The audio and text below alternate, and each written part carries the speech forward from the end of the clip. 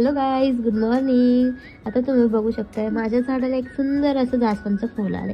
मग मी विचार केला आता तुमच्या सगळ्यांसोबत मी एक रेसिपी शेअर करते, ती आहे माझी होममेड मेहंदीची. ओके, तर आता आपण गॅस चालू केला आहे. गॅसवरती एक पातेला ठेवून त्याच्यामध्ये मेथीचे दाणे टाकले, जास्वंद फूल टाकलेलं आहे आणि ते मस्तपैकी बॉईल करून घेतले. त्याच्यामध्ये जास्वंदाच्या पाकळ्या असतात त्यासुद्धा ॲड केल्यात.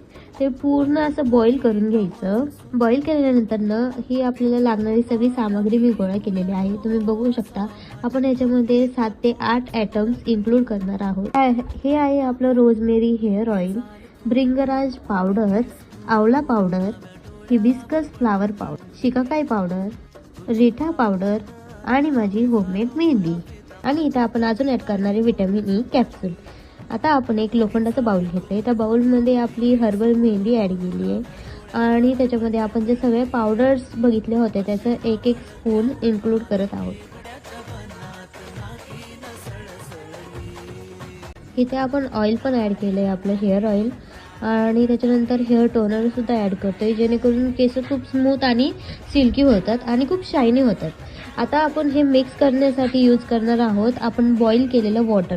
जे आपण फ्लावर आणि मेथी दाण्याने जे बॉईल केलं होतं ते वॉटर आपण इथे ॲड करून मेहंदी मस्तपैकी मिक्स करून घेतली आहे.